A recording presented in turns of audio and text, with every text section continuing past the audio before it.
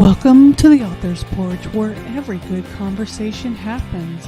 Sit back, relax, and enjoy the ride from author to author. We want to give you an experience where you learn and enjoy the conversation. Authors tell you about their journey, you learn about new books, and at the end of the day, you go home with a smile on your face because the Author's Porch is a beacon of light, bringing you home to the family you never knew you had. We hope that you enjoy the show.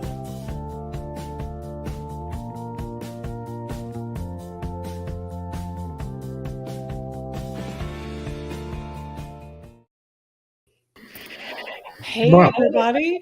Welcome to the Author's Porch, where every great conversation happens. And I keep hitting this little arm here. I'm going to try to not do that all night long, okay? Remind me. If you hear it go boing, remind me. Yeah, I just heard it. Welcome wherever great conversation happens. And it happens because we trusted Brendan and Vamsi at Master Talk to show us the power of effective communication. We also make sure we have a great cup of coffee from Third Day Coffee Seguin, a Christ-centered, veteran-owned coffee company. Today on the show, we have Vito Altavilla. And how are you doing, Vito? I'm doing fine, and it's a pleasure to be here. It's a was pleasure. looking forward to this. Yeah, me too. And guys, I'm going to give you a little bit of information about Vito, and then we're going to jump right into it because me and Vito were talking before we went live, and I'm ready to hear so many things because you guys, he's had such an interesting life so far, and we've got a lot of things to talk about tonight. So, author Vito Altavilla has a background as an industrial researcher and has participated in many technological breakthroughs. I'm ready to hear about some. Now retired, he lives in Cincinnati, Ohio, and is currently working on an adaptation for his book, It Began in Brooklyn. When I hear that, you know what it makes me think about automatically? Like West Side Story, all those older type of movies and screenplays and musicals. So like I have to know. Give us some meat and potatoes here, Vito. It's a little bit like that.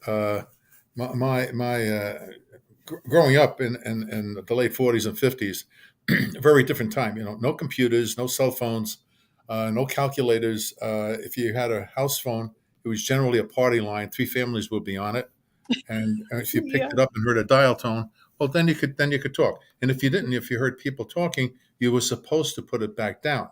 But as kids, we would just quietly listen until somebody said, "Is there somebody on the line?" And we would say no, and then hang up. You know, I've done that. yeah, it was just compared to today. It's almost like a different world. It was a much more innocent time. Uh, the the the the uh, the growing up, it was like when my dad. I was told my dad. This was Garrison Beach. He bought the house was $500 down and a $2,000 mortgage. Okay, those homes in that area now are going for like $500,000 and $600,000 because they're only 13 miles to the city. Wow. But it needed work, and he said, he took a week off from work. He was a tool and a die maker and so forth. And the neighbor knocked on the door. Said, "What are you trying to do?" He says, "Well, I got to do the roof. I've got some carpentry." He says, No. Hold on. Frankie, the roofer, he's got extra shingles from a job he just finished. He'll take care of the roof. And then there's Bruce, the plumber. He'll check out the plumbing and so forth. So everybody on the block pitched in. Within a week, the whole house was shipshape. Yeah. And I said, "Well, what do I owe you?" He said, "Neighbors don't charge neighbors." Oh, bless. It was as simple as that. Yeah. So I was told I was 2 years old at the time. And so it was a much, much different time. People really respected each other, but there was also a lot of fun. Whenever there was an event that happened, like when we took down Mr. Mahoney's tree, we was 9 years old and allowed us to make our own bow and arrows and so forth, and even a slingshot. And that required that was a block party right away. Okay. Yeah. And for me, it was a big deal because the bow and arrow was fine, but I really wanted a slingshot. So those were fun. I found it while I was where the branches were, and I found the perfect piece. And it was a willow tree, so you could strip off the bark. And then I needed a rubber, and I couldn't find the right stretch. And I found my mother's rubber girdle in the laundry. and I got it, and I cut it up. I knew she wouldn't. She'd blame her mother who lived with us, figuring she needed it for something. She wasn't going to argue with her mother. She'd just buy another girdle. So now I have the right type of rubber. That damn thing could stretch. But now I needed a pouch. I couldn't find a pouch. So I was talking to my friend Matty, telling him about it. He says, "Hey, Sonny," he said, they called me Sonny in those days. He says, "The nuns, this is Thursday. This is wash day for the nuns." I said, "Yeah." He says, "Well," he says, "they got these, I think they call them bras and so forth. Everything's on the wash line." I said, "Oh, okay." So I scooted over there, and I see it was just the right size. So I shimmy up up the pole, and I grab it, and I yank it, and I take it off the wash line. But I yanked it too hard, and I pulled the whole wash line down. I run like hell so nobody would see me. But now I had my slingshot. And when I was telling Matt, he says, "You took the whole line down?" I said, "Yeah." He says, "You sure nobody saw you?" He said, "No, I ran fast." I said, "Look, it fits perfect." And I got a spare. Yeah. Got a spare. It was like, but it was also a time of innocence. A word like the word. We would come home from school. We would change our clothes. Everybody would go out and play whatever they wanted to play. Somebody's parent would yell dinner time, and everybody would split. You go home, you have your dinner, you do your homework, listen to the radio for about an hour, you went to bed. That was the normal routine. Yeah. But the words like, we thought that there wasn't a lot of difference between boys and girls, not at 9 or 10 years old. Yeah. Except that the boys had short hair, wore pants, and the girls had long hair and wore dresses. No girls did not wear slacks in those days. It was always a dress or a skirt. Most of the time it was a dress. So the word sex was never mentioned. We wouldn't even know what it is. Yeah.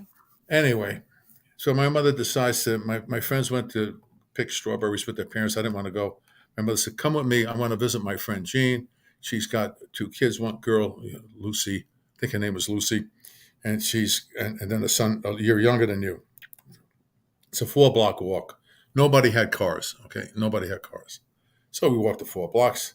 And my mother knocks on the door, and a friend says, "Come on in. The door's open. The screen door is there." So she opens up the screen door, and I walked in front of her. And just as her friend Jean was strapped the towel from a daughter who she was just giving a bath to, and I'm in shock, and I'm absolutely terrified. I take a look at this kid, and I say, "Ma, it's gone. It's gone. She's missing a part. How is she going to pee? Mom, it's gone. Not a clue." And she, "Don't worry, I'll explain it to you on your way home." I said, "Mom, but yeah, she's going to be fine." She says, "You got to understand." She says, I'll tell you on the way home." So anyway, a few hours later, we're walking home. She says, I said, Mom, what happened? Is she going to be okay?" She said, "Yeah, listen, girls don't have what you have. And you don't call it a PP, it's called a penis." I said, okay, Mom. "But what about," she says, "girls have a vagina." She says, "If you don't have a penis, then you have a vagina." I said, "Well, what is it? How does it work? Where do you find it?" She says, "That's all you got to know for now. You'll learn more when you're in high school." Right. Get back home, and I see my friends outside playing catch. I said, "Hey, Maddie, you won't believe what I saw today." So I tell him about this girl. He says, "Come on, she's got to have a penis." He says, "How else everybody pees, Sonny. She got to have." I said, No, they don't have that. They have what they call a vagina." He says, "Really?" I said, "Yeah." He says, "Listen, I got to get my glove with play catch, but I'm going to ask my mom first before I go out. Maybe she knows what a vagina is." She said, so he comes out 5 minutes later. He says, "She told me the same thing your mother told me." She says, "Girls don't have that. They have a vagina, and you'll know more when you get older." And that was the first introduction to that. Of course, it was 3 years more before we even knew what the hell we were talking about with that too. Anyway, so Wow. that was my first introduction that there really was a difference between boys and girls at 9. Never Yeah. had a clue before that. And it never came up. You're so busy playing sports and homework, it's just the way it was. Yeah. I know we only got a half an hour, so I'll try and Oh encapsulate no, some you're points. fine. I love the innocence of the story because that's part of the world that isn't captured anymore. And that's a sad thing because people don't have a chance to be children. Mhm. I mean, I went to Catholic school until the 5th grade, and then we moved out to Queens. And we moved out to Queens because my father had 2 buddies of his on the block. One was Jimmy the fireman, and and the other one was Matty, who was a a telephone linesman for the telephone company. My father was a tool and die worker. And every Friday they would get together. So this particular Friday, my father said, "Well, I'm going to meet Jimmy and Maddie. I'm going to go over there." And he said, my mother said, "Okay, just don't drink too much." And he said, No, don't worry about it." So they're in a booth and they're talking. And the name of the bar was called Hoban's Bar. That bar is still there today. They got it as a historical site, believe it or not. That's cool. So he hears these two guys talking. Who's more of a man? How can we prove who's more of a man? Me, you, or Al? That was my dad's name. Yeah. So they said, well, so Mahoney comes up and says, there's only one way to tell. I got 3 kids. If my wife gets pregnant before your wife, I win. So they decided they're going to put $1 each every Friday in the pot and let Hobans hold it. All right. About 9.5 months go by, and I got a brother. Okay. My dad won it by 2 weeks. In fact, I used to tease him. I said, the only reason why you're here is because of a bet. If Dad wasn't there with that bet, you wouldn't even be here. He gets very upset about that. Anyway, so neighbors are talking, gee, isn't it unusual? He got 3 different families and they all have a child all within 2 or 3 weeks of each other. It's so unusual. And Mahoney spills the beans to his wife. And they are pissed. The women are really upset. They say, we thought we were having a night of passion, rekindling our marriage and all this. And you guys are passionate because it's a damn bet. That was the beginning. Within a year, everybody had moved. One went out to Suffolk County, another one Nassau, and we wound up in Queens. And then I had a baby brother that they would never let us hold him until he was older. Right. So what happened is my grandmother lived with us. Okay, and she wasn't like a warm person. Okay, but my cousins who were 2 girls, I only had girl cousins. And they could hold a baby and come over and everybody, but not my brother and I. They wouldn't let us near the kid. So anyway, one day they were all in there having cannolis and stuff with coffee, and they're chatting away. And they got the kid in a bassinet on the side, just outside of the kitchen. And I tell my brother Joe, I says, I got an idea. I says, just watch. Tell me if anybody's coming. So he goes, okay. So I said, I'm going to pick him up, and I pick him up, and I feel like he's squirming around. He's heavier than I thought, and he slips. And he falls. And I remember my mother saying, make sure you always protect the head. And I remember sticking my foot out and his head bounced off my foot. And then he yells and screams. So I picked up the kid and I flipped him back into the bassinet. My grandmother comes running out and she says, did you pick up the baby? I said, no. She says, well, how come in an Italian accent, his feet are where his head used to be and his head is where his feet used to be?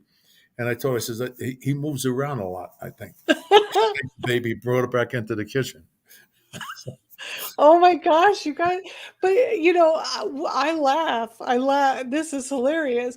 But life was so innocent back then that things like that were a big deal. They were just life. Like it was just life.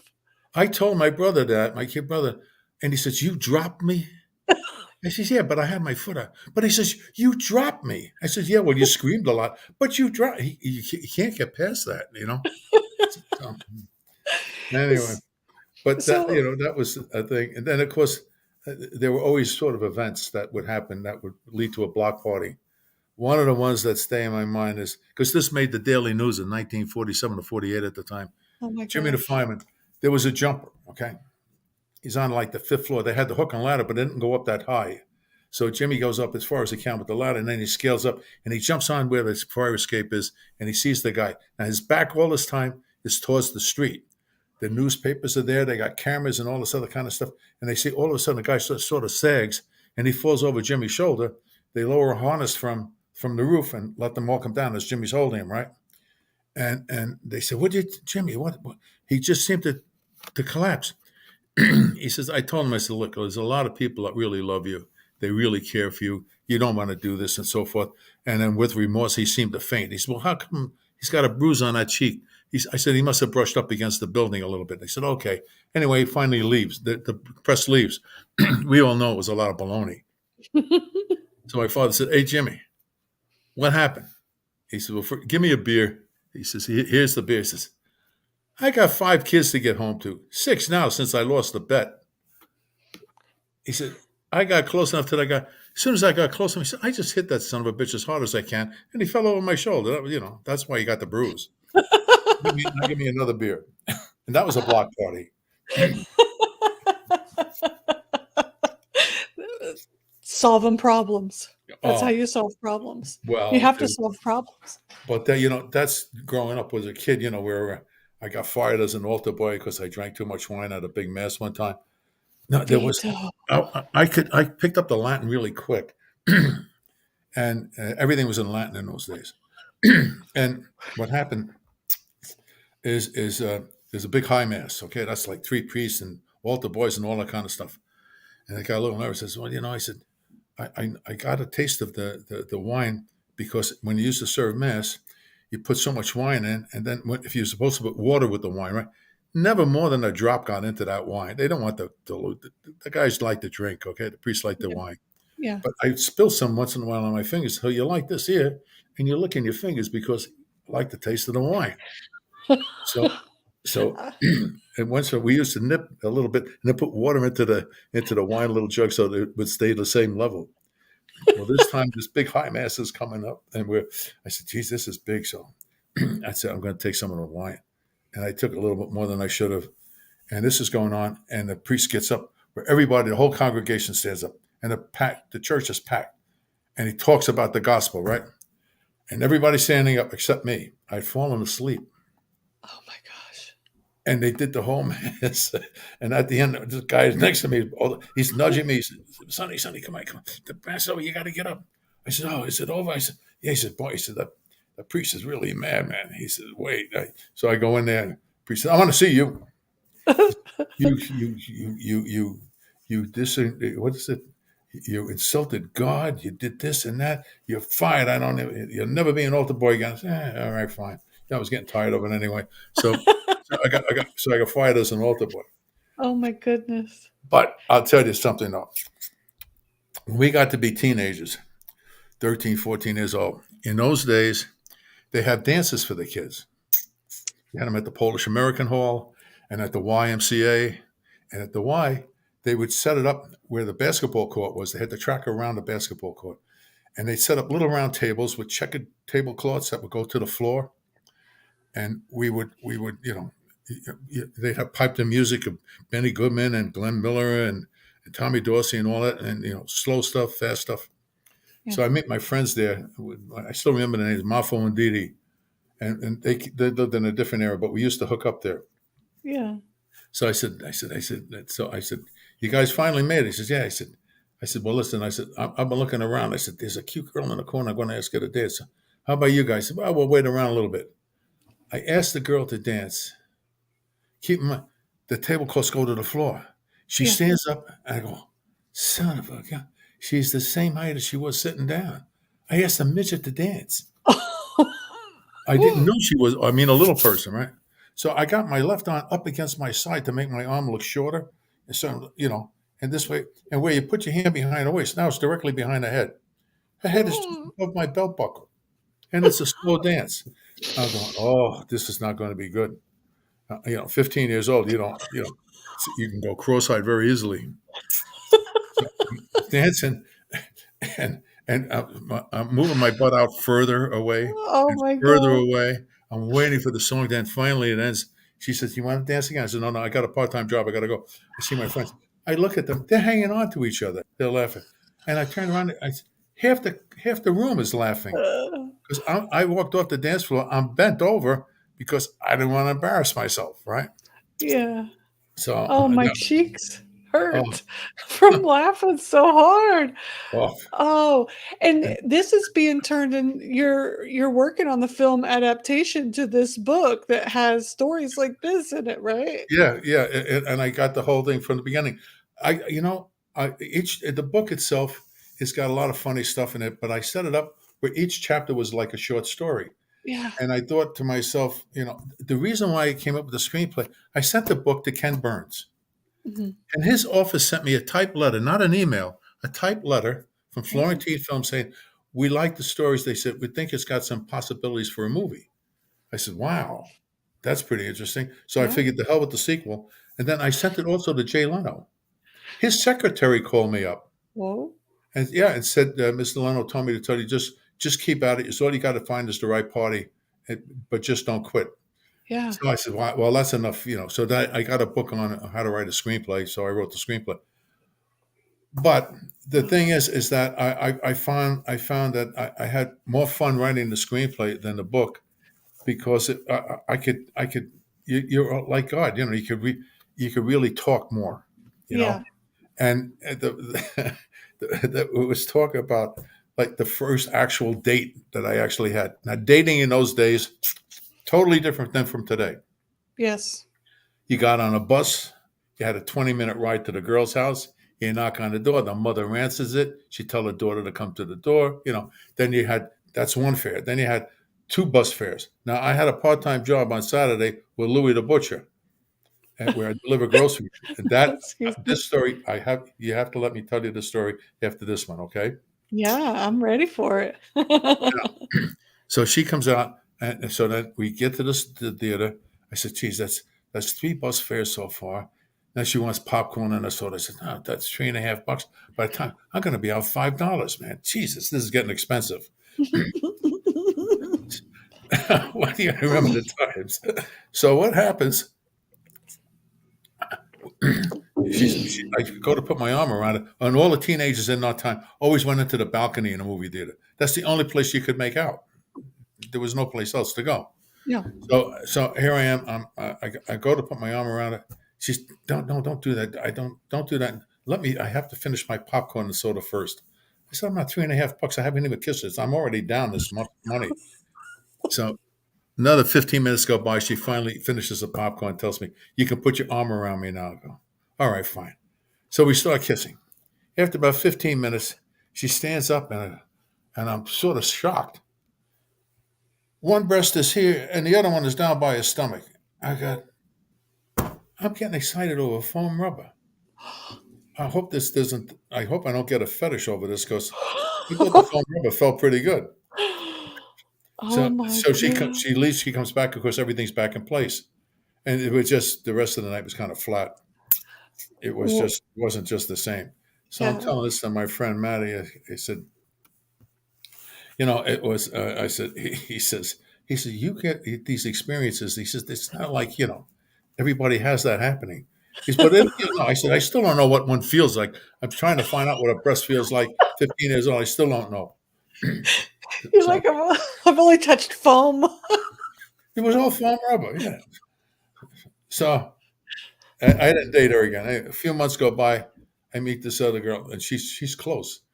But and her name, what the hell? I forget what her name was. Anyway, we go to the theater, and she didn't want any popcorn because she was healthy. She didn't eat junk food and so forth. I said, "This is fantastic, man. This is." Oh, I said, "Man, I'm already up ahead to a couple of bucks, you know." So we start carrying on, and what happened is I had a big bologna sandwich that day, and bologna sandwiches I didn't realize it at the time, but gave me gas. Oh my And now I feel this rumbling, and I figure, oh, geez, I gotta excuse myself or something like that. But before I could do that, I felt the sneeze coming on. Now, when you sneeze, certain parts of your body go on a holiday. God. Yep. I sneeze, and there's this loud noise, patang, and somebody says, "Was that a gunshot?" And some guy says, "Yeah, if he shot somebody with his ass." So I said, so I'm saying, I'm making believe it's not me. She says, I know it was you. I could feel the vibrations. I just want to go home now. Oh my I, God. so I said, so I'm telling my friend Matty about it. He goes, he's laughing so hard. I said, you know, but I said, at least I know what a breast feels like. He said, see? But I won't feel that one again. Well, what the thing is that when we went to high school, I went to high school in the city, and I take a bus that go under the underpass from the highway, get on a bus that's a 25-minute ride, then get on the subway, and I noticed something. It's rush hour, and I see these two nuns with a little basket, okay, and guys are dropping change and sometimes you know some dollars into it, and they'd make a move, and the hand would disappear into the habit and come back, and the basket would be empty. I go, I'm looking at them. I said, they're really pulling in some money. So I told my friend Mark, I said, those two nuns. He says, you sure they're really nuns? I says, yeah, I think so. He says, I'm gonna take off from school tomorrow. He says, I'm gonna go there really early and see what they're doing. He comes back after at lunchtime. We hook up. He says they got to be pulling in a couple of $100 in the morning. He says they're making more money in the morning than my dad makes in a week. I Wow. said, well, what do you want to do? He says, we got to become nuns. We work 42nd Street. We'll take turns. I said, yeah. He said, we don't shave. We can change our voice. All we got to do is get habits. We got to get some nuns' habits. We spent the next 4 weeks, we knocked on costume shops. They just chased us out of here. Get out of here, kid. I don't know what you're planning. Get out of here. Went, we even went to a Catholic hospital where old nuns were dying, telling them that, listen, we can use the habits because our mom can make clothes from them for the poor. And nobody bought it. We tried everything to get those habits, okay? Because if we took our time, each one of us, we could make a lot of money, but we never could pull it off. But now there was now nobody had we have these the closest you ever came was really kissing and hugging and stuff like that. There was never anything more than that. Yeah. But there was a big surprise in my life was when I was with working for Louis the Butcher. In those days, I had, they had the bike with the little wheel in the front and the big basket on top, in the front that would Mm-hmm. hold bags. Okay. So I go in there Saturday morning. Louis said, listen, I got a big order for Fanny. He said, she's only 4 blocks from here. Just make sure, help her out and so forth. I said, yeah, no problem, Louis. So I go there and I knock on the door. She says, who is it? I says, it's me, Sonny. I said, from Louis the Butcher. She says, the door's open, Sonny. Come on in. Take the bags out. Put them in the kitchen. I'll be down in a minute. Now, Fanny's like 70 plus years old, okay? She's a little, time has not been kind to Fanny, okay? She's punched over a little bit. She's a little dopey, okay? She comes down in a house dress. I still remember orange and red flowers, like big splotches of flowers like this here. And she had a house dress with snaps. The snaps went from here down to just above her knee. She didn't snap all the snaps. She tells me, you do put these here in the bottom shelves.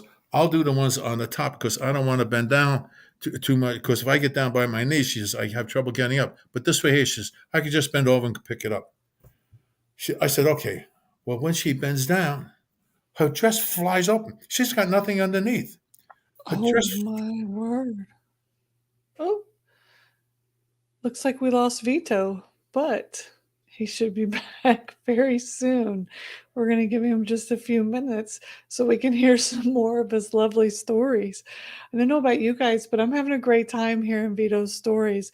He has some great, great stories. And I don't know about you guys, but when you think back of the days that in our past and the history of the world itself, it's just amazing the the way time changes. Time has changed so many things in the world and how it's not as innocent as it used to be. I look at the world when I was growing up, and it's funny when I talk to my husband how he says, "Which cousin is this? Which sister is this? Which uncle is this?" Because I have so many family members.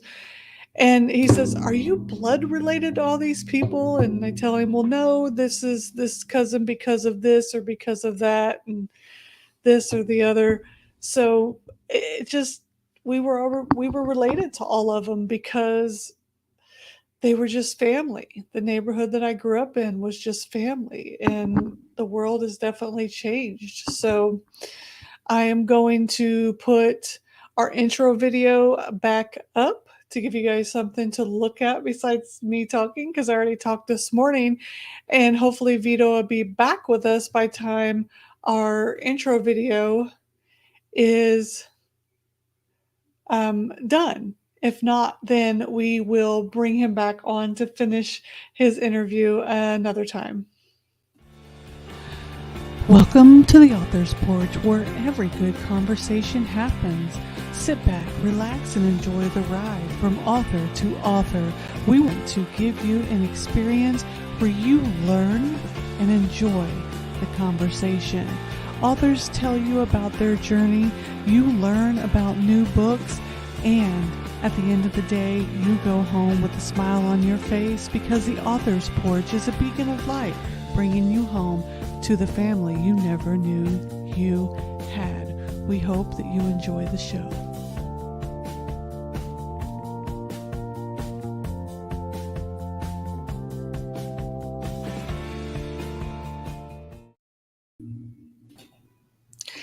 Hey, I got back. I don't know what happened. It could have been a number of things, but we're so glad you're back. I was just talking to the audience about the changes in the world and how our day and your day and age, and then even when I was growing up, how everyone seemed like family to you. And it's not that way anymore. People kind of stick to themselves, but I'm so glad you're back. Do you want me to finish the story of Fanny? Yeah, definitely. Yes, please do. Yeah.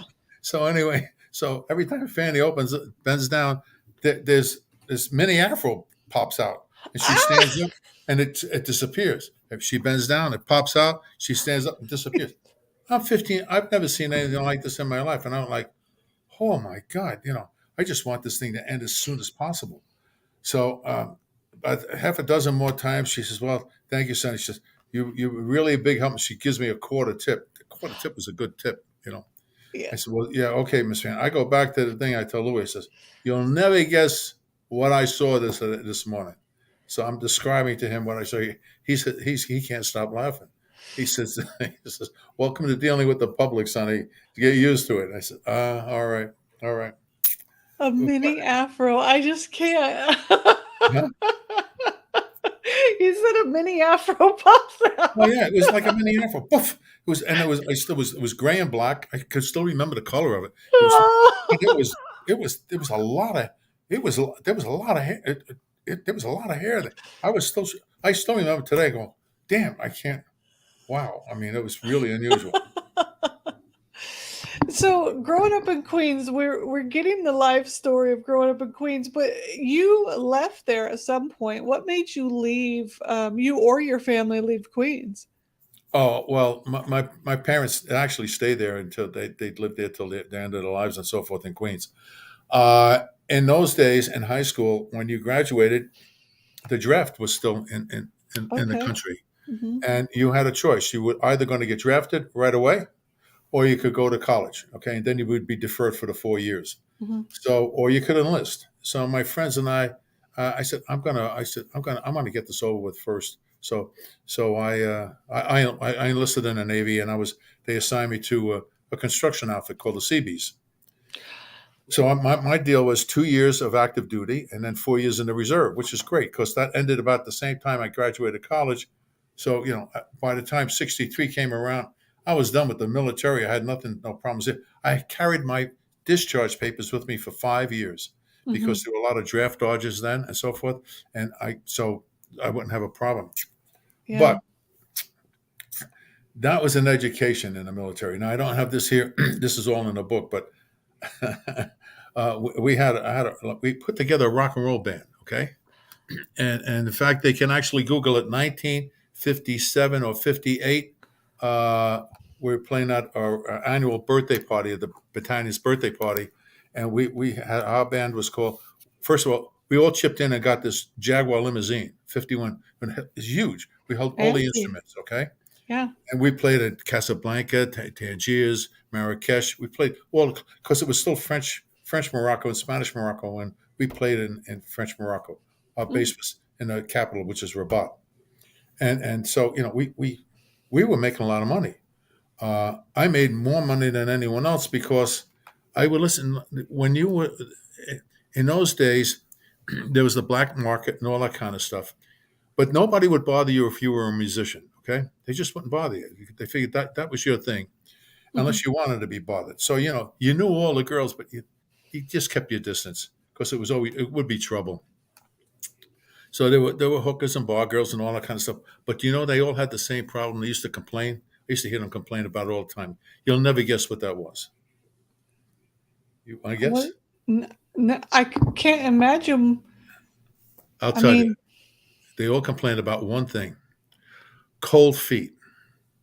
They always complained when they went to bed at night because the desert got down to 40 degrees, 45 degrees at night. They all okay, complained yeah. about cold feet. So I'm telling my mother, I says, Ma, I'm sending her my money and so forth. Send me so many dozen, pairs of wool socks, And she Wow. sent them to me, and I'm selling them like crazy. I'm making money on these socks. Then I said, well, if I do that, then I could probably, I'm gonna start telling her, send me bras and underwear, but sexy underwear and stuff like that. Yeah. I get a letter from her. She says, son, what are you doing? I've got 2 novenas going a week now. I'm really worried about you. My father says, don't tell her what you're doing anymore. It's costing me a fortune. Her going to church all the time. Yeah. So, so, so that 1 year in North Africa paid for my first 3 years of university. Wow. Okay. So, that worked out pretty good. Now, the thing is that, and there were incidents there and so forth, but the one thing is when I got a cut for school, you can get up to 3 months cut for school because you want to start. I took my college was at the University of San Juan. I could have gone to Carnegie Tech or RIT, and I wound up with RIT. Anyway, my last job in the Navy, for the last 5 or 6 days, they sent me to Brooklyn Navy Yard, and at that time, and that's gigantic, and you see guys swabbing decks or cleaning toilets and so forth. I said, I don't want anything to do with that stuff. The guy says, hey, he says, you getting ready? He says, listen, you got any experience with the medical? I said, I'm looking around. I said, yeah, I lied. He said, well, he said, they're shorthanded and prenatal. Here's where you show up tomorrow morning at 8 o'clock. I said, okay, fine. I got it. I didn't know what prenatal was. Oh So my I'm there. I gosh. said, oh my gosh. Now, I'm out of the Navy. I'm now 19 years old. My job was to take pregnant women that would come in anywhere from 3 months to really close. Okay, Hmm. tell them to go into the room, take their clothes off, change themselves, put into a gown, and get into this chair with stirrups that went like this. They looked like they were flying. Okay, Yep. and then roll up the gown to get ready for inspection by the doctor. I counted. I don't remember. I had 36 or 37 vaginas that week, which is more than I ever saw in my entire life. And they were not all. They were not. 19. I go, wow. The 3 months. So they're not all pretty. When you Yeah, got no, a couple of weeks to go before you go, oh, not pretty at that stage. no, that wasn't pretty at all. I'm like, damn. But it's an education. I got to tell Yeah. you. And I was always fascinated. I says, how the hell is that? I mean, a baby's head is that big. God damn. Damn. It's got to stretch more than my slingshot. I'm going back to the slingshot. Anyway. So I wanted to tell you something that we have in common, Vito. You were a CB in the Navy, which does. I'm familiar with the CBs because I worked with them quite often. I was in the Air Force for 20 years, and I was in civil engineering, so I did Oh, construction and base maintenance stuff. So we are kindred spirits as far as oh yeah. that goes. Yeah, Yeah, so that was very interesting. that base was something like 27 square miles. It was a major base, and you had even a section of it was like set up like for dependents. And we Yeah. put in a new school. We put in sewer lines and so forth. We even did some for the king, who was Mohammed V at the time, Wow. and so forth. And when it was time for us to leave, they said this LST, landing ship tank. That's a big ship. It had Mhm. a deck gun. That's all it had was a deck gun. It's not a warship. Yeah. Anyway, they considered it a warship, and they wouldn't let us do anything. So they flew us out to Gibraltar, and that's where we Mhm. got on. That's where we got on it. Now, have you ever about Gibraltar? It's really a hollow rock. Mhm. I mean, the thing's hollow. Yeah, I was in England for 4 years, and I met Queen Elizabeth and, um, did a lot of stuff over there. I love Yeah, I learned a but there's a lot lot of about the monkeys little too. places. There's a lot of monkeys. They get us out of the plane and we're lined up, okay? And there's this British officer comes over and he's got short pants with a swagger stick. Now, if you're in the Seabees, we are the most unmilitary group of guys you ever saw, okay? Yeah. You guys want to say, I want you to stand at attention. Guys, screw off. Who the hell are you? You're not even in our army, and so forth. And he'd get all pissed off and go to our commanding officer. Yeah. So we'd be straightened up. And we're attention, and all of a sudden here, whack, whack. They said the monkeys are throwing monkey shit at us, and we're ducking like this here because they're flying in. And one of the guys, the British, they set it up. I know they set it up. And then they blew a whistle or something, and then the monkeys would disappear. And we're covered with, we're getting hit over here and here. And then the following day, of course, we got onto our ship, and then we were on our way home. Yeah, the British are pretty wild. There's a wild group of gentlemen and folks. So yeah, they're fun though. They're definitely fun. Oh, it was a lot of it was a giggle. It really, really Yeah, was. absolutely. But So, what did you study in college? I was a chem major. Okay, awesome. But And then go ahead. I worked with this one company. I had the second highest paying job out of graduating class, and it was out of Montreal. So it was at that time the Canadian dollar was worth 10% more than the American dollar. Mm. So my base pay was $6,500 plus a car, plus expenses and so forth. And that was the second highest paying job from the graduating class. My second year there was up to 10,000. My third year, like 15. And then I said, it's boring, So I was talking to a guy. I said, what do you think we're talking about cheap raw materials that could be converted. And the one thing that nobody had ever done much with for at least 100 years was just plain old cornstarch. Mm. So I got some funding. I got some financing and funding on it. And I was working with these people. And it was about a 2 or 3 year project to have something. They figured to give it a shot. And we did do it. We actually built our own small reactors. We were running at, we're up to like 5,000 PSI at about 1,000 degrees Fahrenheit with Terminal 66, a special heating liquid. And we would do starch blends and so forth and run it through. And so you have many explosions and all sorts of stuff. I won't even go into that. But there's some funny stuff. There's a lot of funny stuff that happens in research. This Terminal 66, we had a pinhole in the reactor. We could never find it. And the only time it would drip is when it got hot. But when that thing hit, one drop there, and a room would smell of dog shit. I mean, it would reek, And after a while, we all smelled of that, okay? Yeah. So after a while, he said, we've been going for 2 days straight. I'm tired of ordering pizza. I'm going to go to the store and order go get some cold cuts and stuff like that. So I go to the store, and I forgot that what I smell like. So I go and I hear some woman saying, there's some guy better check the bottom of his shoes. And I smell dog shit on it, It's really bad. And somebody else then somebody else would say something. Oh my God, what does that smell? And I realized, oh Jesus me. So I get my stuff as fast as I can. I go up to the counter and the guy goes, son of a bitch, it's you. Just get out of here. Just get out of here. Oh my God, you have an uncanny ability to turn everything funny. And I love that. If the film turns out like the way you are, good Lord, you're going to have a lot of people killing over in the theater, Vito. You want to hear something funny? Yeah. I go to church. I'm at this church, and they're talking about a Bible study and so forth on a Sunday morning. So I find this interesting because the guy's really, really good. So I was talking to this guy. I said, what we used to do every Friday up in Montreal. He said, what? I said, we used to go to the strip club. Now, this is a religious thing we're talking about, right? Uh-huh. He says, you went to a strip club every Friday? I said, yeah, at lunchtime. You went? Why would you go there? He says, why would you go? I said, they made the best pizza, man, for $3.50 in a glass. You had an 8-inch pizza and a glass of beer.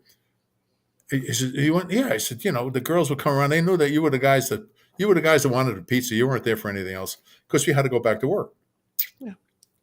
and you tell them, just look, stay away from me. I want to eat my pizza because they'll walk around naked. They're totally naked. So the last thing you want to do is see somebody you're eating pizza, and this person, what is eye level with you. You really don't want to see that eye level when you're having a pizza. You Yeah. know, so he says you go to Strips and just for pizza. I said they made the best pizza, man. I got to tell you. He says, the guy says, I said, where do you get these experiences? I said, it's just the way things happen, You're so open to it. So Yeah. You're like, my life is a wonderland. You just got to live it. yeah, no, you know, we all have our downs and our ups and downs and so forth. That's all part of life, okay? Yeah. But I don't dwell on a negative. It doesn't do any good, okay? Yeah. And somebody said, Absolutely. what advice? I said, you can't look back unless you want to look back and it's fun, okay? But it doesn't accomplish anything. The past is the past. So what do you do? I said, get up every day. I said, you look forward to the day, enjoy the day and look forward to tomorrow. Mm. That's all you can do. I That's, mean, life is too short to just be, oh, woe is me and all this other kind of nonsense. That's a lot of crap. yeah. But we had, I've been fortunate and a lot of, uh, I'll give you one political story. Okay, Okay. there was there was a debate between Reagan and Carter. Okay, and I Oh, was down, wow. I was in Atlanta at the time, and we were listening to it. And Jimmy Carter said, he was asked a question. He said, "Well, the most important thing to," I asked my daughter Amy what's the most important thing to her, and she said, "Now the kid's 7 years old, and he tells the world his daughter says nuclear proliferation. You can't even pronounce the word, okay?" So everybody that's in that room goes, "Oh my, that's the end of him, man. He's done." And sure enough, it was. So we figured, okay, look, they got this big club here in Atlanta. Let's go there. They got live music and so forth. So I guess there was a half a dozen of us. So we go there, and I was looking around, and I'm married at the time. I don't fool around, but I mean, there's still a lot of fun you can still have. So they said, well, he says, I'm going to ask that girl over there to dance. He said, what? I said, they said, look at this, Vito. She's naked down to the waist. I said, yeah. I said, well, I never asked anybody to dance that was half naked. When do you get an opportunity to ask a girl to dance that's half naked? That's not your wife. I mean, it's an event. So It's it an shows you event. how naive you are on certain words. So I'm dancing with her. She wanted to. She's, oh yeah, okay, fine. And I'm dancing with her. And I said, what do you do? She says, oh, I'm a working girl. I said, yeah, well, what kind of work you do? A secretary, paralegal, what? She says, no, I'm a working girl. I says, yeah, I know. You told me that, but what do you do? She says, where the hell do you come from? I says, I'm in Montreal right now. She says, oh my God. She just walks off the floor. So the guys are saying, what happened? She just walked off the floor. I said, I don't understand it. She kept saying she's a working girl. And I asked her, what, secretary, paralegal? They said, Vito, that means hooker. I Oh my said, I never heard the word. I never heard the expression before. So I danced with a hooker. But God. I also danced with the entire female Olympic basketball team. Wow. Yeah. Remember Studio 54? I've heard of it. Yeah. Yeah. And there was another club, not as big, but it was called Xenons. All right. Hmm. And that's where I met Julie Newmar, the cat woman, bit of a flake. I said hello, and she goes like this with her hands. She's like this. She's still a cat. Yeah. Oh, So I'm with some friends of mine, and they had the women's female Olympic basketball team there. okay. The shortest woman there is like 6 foot. Okay, and they had some Wow. 6'2", 6'3". So I'm with this friend of mine, Steve. I says, and the music is really good. I says, and they're asking, they're dancing. I said, I'm going to dance with that. I said, when are we going to get the opportunity to dance with the Olympic female basketball team? What are you Yeah. going to do? I said, I'm going to ask them to dance. I'm dancing. I'm changing partners with each one of them. I'm having a good time for myself. But yeah, I danced with the female Olympic basketball team. You know what you remind me of? There's this song by One Republic, and I've always said that it's a song that when I go, I want them to play this song and remember me. And it's called I Lived because it says no matter what, I want everyone to know that I've lived. I've taken every moment in my life and I've lived.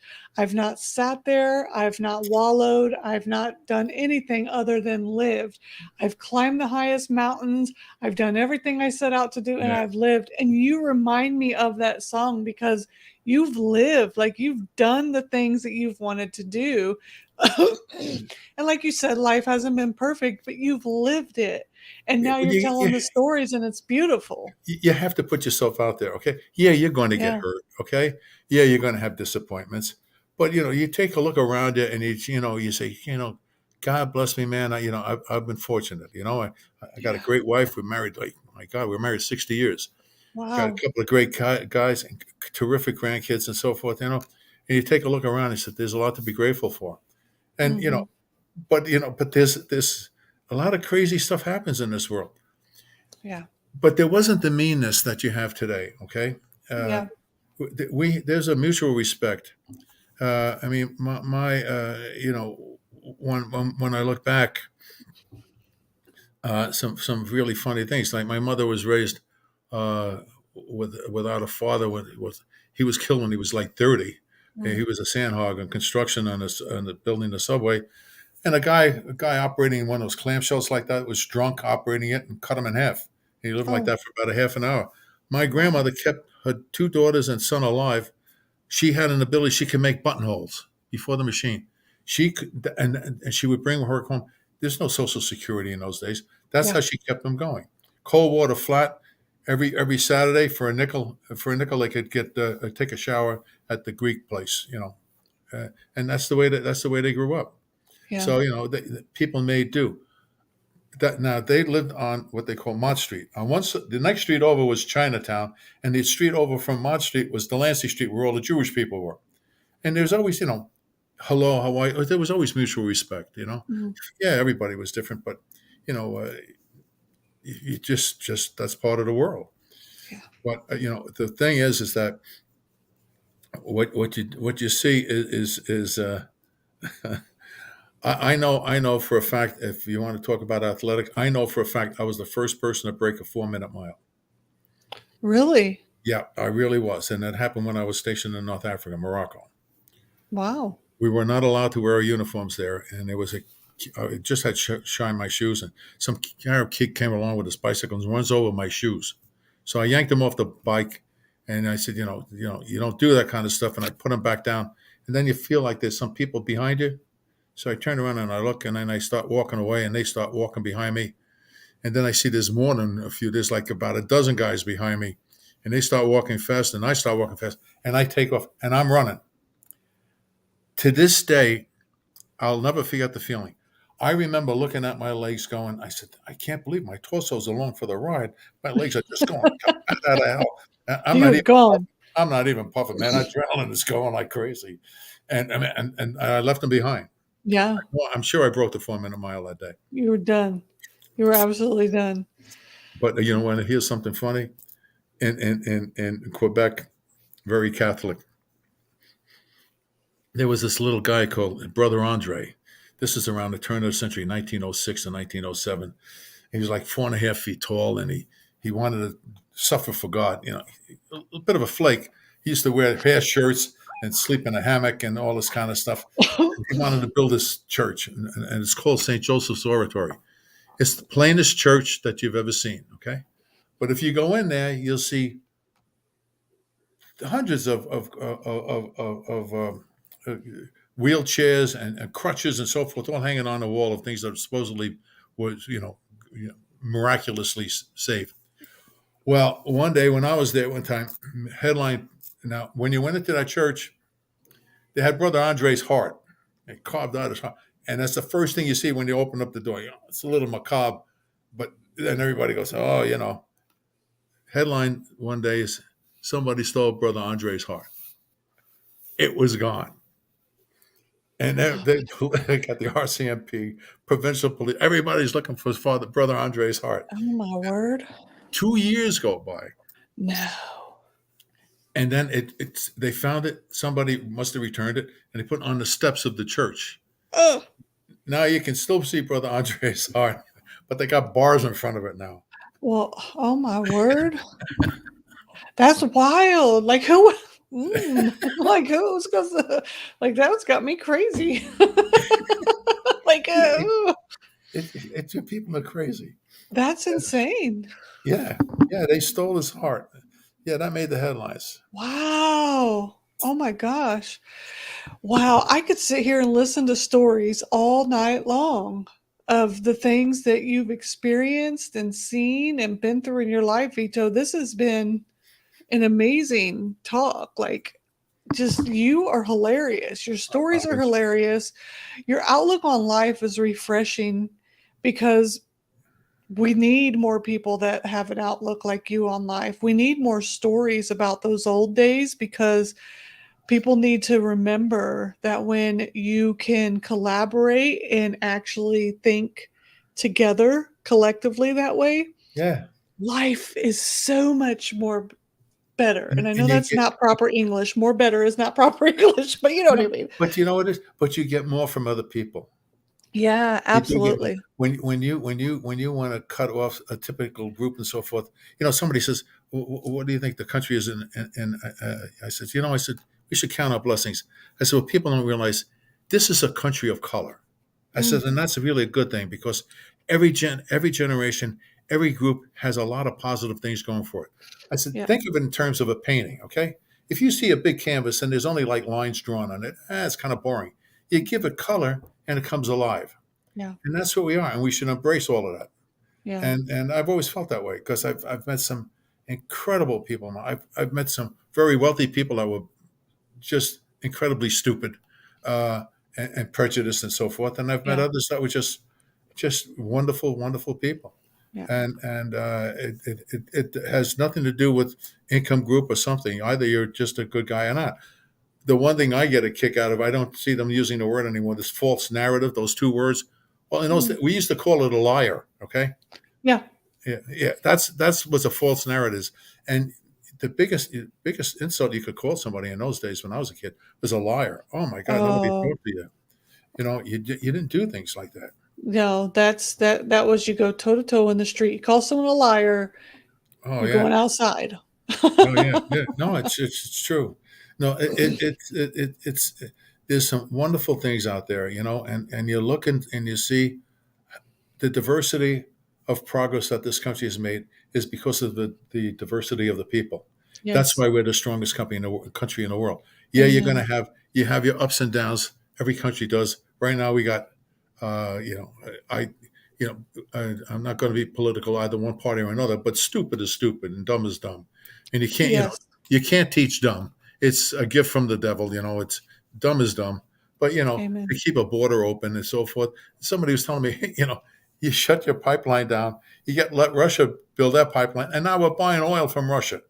Yeah, it's insane, Yeah. but that'll change. We Mm, always have America always has the ability to come back. It always does. It's done it yeah. over and over and over again. We The found continually yeah. rebuild. Yeah, the foundations we were built on and what we stand for will always allow us to continue to stay strong. I agree with you You're, 100%. you're absolutely right. You're So absolutely right. if you could give one piece of advice to anybody out there, what would be a piece of advice from Vito Altavilla? Embrace every morning. Embrace the day. Okay. And Yeah. like I said before, and look forward to tomorrow. Okay. And no matter how bad things are, there's always a different. There's always a funny side to it. Okay. Yeah. And try and focus on it. Hey, it keeps your blood pressure low. You know. Yes. That's true. That's And true. it's just a wonderful thing. I marvel at. I just find that the kids today, if they've gotten a proper education, are so much smarter. They know so much more than we did at that age. My God, were we naive? Well, we ever naive? Oh my God! Compared to today, Yeah. It kind of oh, worked out for us to be naive. yeah. Okay, I'm going to leave you one funny date that I have. Okay, Okay. When I was 16, we finally got a car. We finally got rid of the 39 Buick. Now we had a little station wagon, and I had a date, and I saw my mother making these figs, and she put brandy in them and soaked them for a week. And man, good brandy, they're delicious. I said, I got a date coming up. I'm going to go buy my figs. I'm going to use my mom's brandy, and I made a jar of 12 figs. So I meet this girl, Lily, and she says, we're going to the drive-in movie. We're going to stop and get candy and, popcorn. I said, no, I got a special treat. I said, what is, she said, really, really? She said, what is that? I said, I'm not going to tell you until we get there. She said, okay, Sonny, what is it? What is it? I said, taste this. I said, I made these. What is it? I said, they're figs, but with brandy in it. You just take a bite. She goes, oh, these are good. She eats one she said, can I have another one? I said, yeah. I said, don't eat them all. I said, we got a dozen. And if we eat them all, the only thing we're going to do is go to sleep. Yeah. So she goes, oh my God, these are so good. So I didn't have to pay for any popcorn or soda that night. We're making out. The car was so steamy. We couldn't see it was so steamy inside the car. We couldn't even see the movie. Oh my gosh. I'm telling my friends about the figs. I said, hey guys, I got a fig date. So that was the big thing we got. So I gave him my recipe for a fig date. Oh my gosh. You were a legend after that, huh? You were the fig legend. Yeah. Oh, it was a big deal, man. That's too funny. Where can people reach you at if they want to get a hold of you or grab a copy of your book? It's Vito Altavilla. Excuse me. It's beganinbrooklyn.com. That's my website. beganinbrooklyn.com. Yeah. Awesome. And it gives a nice little, who I am, what it is, and so forth and so forth. And you're better off buying it through that. You'll get it a lot faster and so forth. Of course, it's on Amazon as well, but I prefer going right through directly with the publisher. It's self-publishing, which is Book Baby, and they've been pretty good. Yeah, But definitely grab it because there's a lot more stories in there other than the ones we talked about here. oh yeah, I mean and the ones that we haven't that aren't in the book and so forth and so forth. Oh my God, I could talk to you for so long. You want to hear one story about my grandfather? Always. You Yeah. got time? Yeah. Go for it. Okay. In those days, my grandfather came over like 1890s and so forth, and he was the last one of 24 kids. Wow. And his father went through 3 wives, and of the 24 kids, 23 were boys. His brother, who was 1 year older than him, came over about a year or two before him, and he gets over and people are just clamoring for people because there was so much work at that time. They needed workers and so forth. So he gets a job as soon as he gets off the boat. So he sees his brother. He says, I'm working all the time. I don't have time to see a girl or anything like that. I'd like to settle down and get married a little bit. He says, here's what you do. He says, is this what you did? He says, yeah, here's the way I got married. 3 blocks from here is a Catholic orphanage. You knock on the door. The nun's going to answer. You tell her you're a good Catholic boy and you want to raise your kids in the Catholic Church because you want to do the best you can for God. She's going to smile at you. She's going to take your hand. She's going to take you through another room, and she's going to bring out half a dozen girls, 16, 17-year-old girls. I said, yeah. He says, you smile at them all. I said, the one that smiles back, that's the one you say, okay. You go into another room, the priest marries you, and you come back and you're married. You got a wife. Oh my gosh. And that's how we met my grandmother, who we always called Fat Mama. She's sort of pillowy. Now, what happened is, and nobody knows where she came from, or nobody ever knew where she came from. Oh my word. Well, there was Louis the Butcher was closed one weekend because they were doing some renovations. Louis the Butcher. So I figured I helped my grandfather out, so I go visit him, and I see he's got a black eye. I said, what happened, Grandpa? He says, they got this thing they're going to bring. They call it the burlesque. It was burlesque. He used to call it burlesque. He says they're just opening it up, and they said they got a, on opening night you can bring your girlfriend or your wife. She gets in free. So he says, I said, yeah. He said, well, I took your grandmother there, and he said I went up in the balcony. He said the first row, so there's nobody in front of us. We can see everything. He says, Sonny, I got to tell you, they got beautiful women. They had legs. I didn't know girls could have such beautiful legs like that. I said, well, what about Grandma? He said, she's got legs. She's got functional legs. These are really nice legs. Functional functional legs. He said, they're just functional, and she's a pretty good cook. I said, well, what about the rest of it? He said, you do what you got to do. I said, okay. I said, well, how'd you get the black eye? He says, I told her it was like Radio City and there'd be a movie. And so after about 20 minutes of watching these girls come out, he says, I gotta tell you, he says, I think I got married too soon. But God, he says, there were more girls with more beautiful legs. And your grandmother kept asking me, when does the movie start? When does the movie start? He said, I finally told her, I said, there's no movie. She says, yeah, you son of a bitch. She says, you just came for those women. He said, she hit me with a pocketbook and she had a change purse in there, put me in eye. That's how I got the black eye. I said, I said, He got in trouble. He got caught. He got yeah, called yeah. up.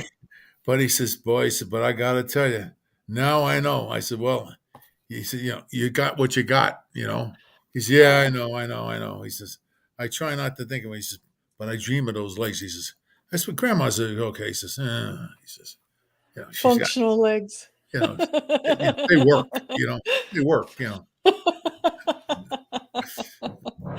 That is too much. I have had such a great time talking to you, Vito, and I cannot wait till the film comes out, till you are on the big screen so I can laugh with my family here and watch all of the wonderful things that you're doing. You guys make sure you go over and check out the website, grab a copy of Vito's book, and maybe we'll have you back again and laugh a little bit more. My cheeks are so tired, but that's a good thing. Maybe I can get some of this chin to come up a little bit, No, you look fine. You look fine. because Where are you from? Where are you in the so country? I'm in Texas, but I'm a transplanted Texan because I'm originally from Indiana, but this is where I retired after I retired from the military. And Uh, I wanted to tell you, so when you said your grandfather came over. He came over from Italy, right? yeah. They went through Ellis Island and so forth. Yeah. My great grandfather did too. So we have a lot in common, Vito. My great grandfather came over from Sicily, and his last name was Yeah, Montalbano. that's where they were from, Sicily. They got So brass plaques when you go Ellis Island. You see the brass plaques with names on them. It's crazy because I went to New York one time and I got on the ferry because I was going to go to Ellis Island. Yeah. I got on the Staten Island ferry and didn't even know it. So I snapped pictures in the Oh, harbor away. well, And believe it or then it not, was such a our name, mess.